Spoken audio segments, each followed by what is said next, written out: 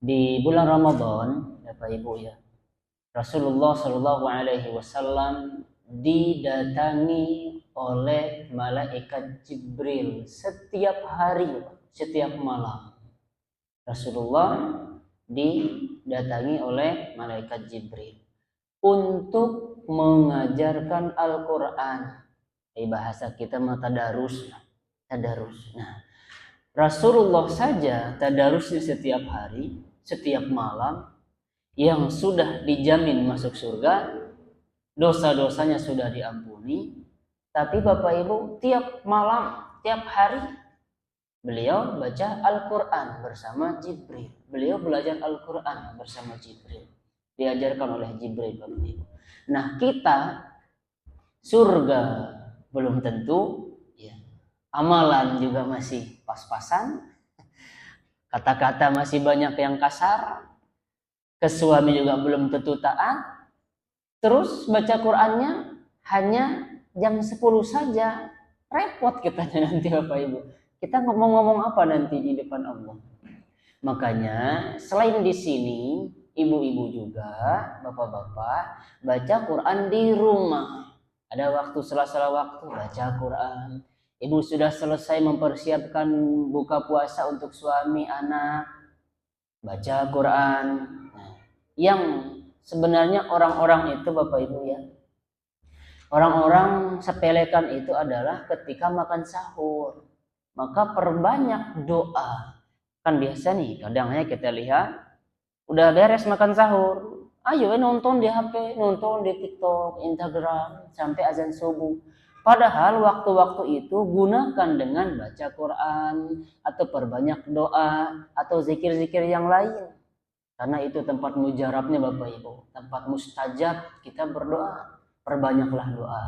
Dan jangan lupa makan sahur. Saya masih kenyang. Jangan Bapak Ibu.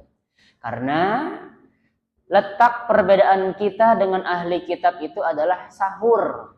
Mereka kan juga puasa, tapi nggak sahur Bapak Ibu. Mereka makannya sebelum tengah malam dan puasa lagi tengah malamnya. Mereka nggak sahur. Nah kita, maka kata Rasulullah, selisihi mereka dengan sahur. Dan makan sahurlah kalian, karena sahur itu akan mendapatkan keberkahan kita yang sahur itu. Ya, jangan disepelekan yang sahur. Paham Bapak Ibu ya? Nah selanjutnya Bapak Ibu, ada orang-orang yang dipanggil lewat jalan masing-masing. Kalau ahli sholat, maka dia akan dipanggil dari pintu sholat. Ahli sedekah, dia akan dipanggil lewat pintu sedekah. Terus ahli jihad, orang akan dipanggil dengan pintu jihad. Orang-orang yang mensedekahkan sepasang hewan ternaknya, maka dia akan dipanggil di semua pintu. Orang ahli puasa, dia akan dipanggil dari pintu Ar-Rayyan. Jadi setiap malaikat itu Bapak Ibu mempromosikan kita. Apa kata malaikat? Pintu ini lebih baik. Kesini pintu ini lebih baik. Kesini pintu ini lebih baik. Kata para malaikat, setiap malaikat penjaga pintu surga itu. Kata yang khusus Bapak Ibu ya, yang ahli puasa, wahai orang-orang yang gemar, yang suka berpuasa, masuk ke sini. Ditunggu dulu semuanya, didata satu persatu. Oke, kamu suka berpuasa, masuk sini. Ada satu orang datang nih misalkan, ahli puasa enggak? Enggak, bukan di sini tempat kamu. Jadi kalau semua orang sudah masuk, para ahli puasa itu sudah masuk, ditutup pintu surganya Bapak Ibu. Tidak diperbolehkan orang masuk ke pintu tersebut kecuali orang-orang ahli puasa. Kalau kita tidak mendapatkan pintu tersebut, ganti. Pakai apa? Sedekah. Lebih-lebih di bulan Ramadan. Rasulullah Shallallahu Alaihi Wasallam di luar bulan Ramadan beliau sangat dermawan. Ketika masuk bulan Ramadan beliau lebih dermawan lagi Bapak Ibu. Makanya kita yang kaya sedekah kepada yang miskin. Kalau yang miskin gimana caranya Bapak Ibu? Kita bisa memberikan hadiah kepada orang kaya. Hadiah Bapak Ibu. Malu ngasih ke ibu ini karena udah kaya. Bukan seperti itu, kasih hadiah Bapak Ibu. Ya, karena Nabi juga dapat hadiah.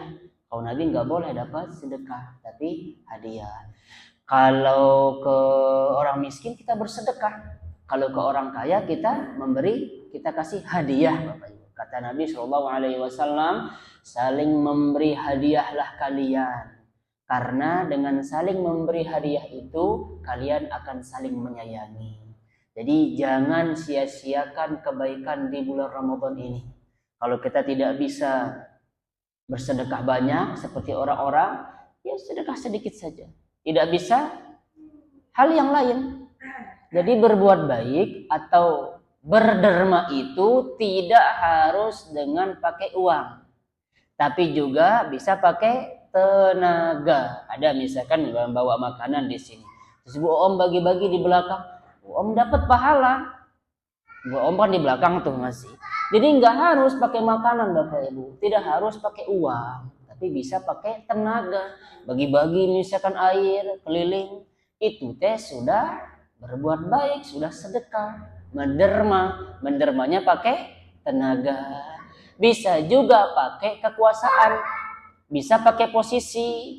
Contoh, memudahkan orang untuk memenuhi hajatnya dengan kekuatannya, dengan Bapak Ibu, dengan posisinya, dengan jabatannya. Lurah misal, ya mempermudah orang. RW, dia permudah hajat orang. Itu Bapak Ibu, paham ya?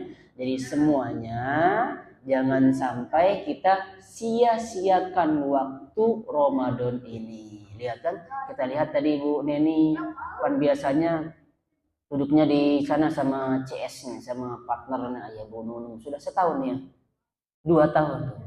Nggak kerasa. Setahun apa 2? Bu Nunung setahun setengah. Tuh. Mau 2 kan? Nah itu dia. Nggak kerasa Bapak Ibu. Tapi nggak tahu kan tahun depan siapa? Apakah masih ada orang yang bersandar tahun depan? Kita nggak tahu Bapak Ibu. Jangan sia-siakan. Jadikan Ramadan ini, jadikan tadarus kita ini tadarus yang terbaik Bapak Ibu. Ya, kita khotam Al-Quran. Ibu paksakan guru, paksakan diri datang. Ibu saling ngajak misalkan satu orang datang ke sini dapat pahalanya. Ataupun kita sudah ada semua di sini. Ajak misalkan yang kita ada di sini. Ayo Bu Novi. Oh iya, ayo datang bareng-bareng dapat pahalanya. Setiap langkah diberikan pahala. Satu langkahnya lagi dihapus dosa-dosa kita. Sederhana. Sekali lagi Bapak Ibu ya, kita jangan sia-siakan waktu ini. Nah, pas pisannya sudah bunyi, waktunya sudah habis. Subhanakallahumma wa bihamdika asyhadu an la ilaha illa anta astaghfiruka wa atubu ilaik. Wassalamualaikum warahmatullahi wabarakatuh.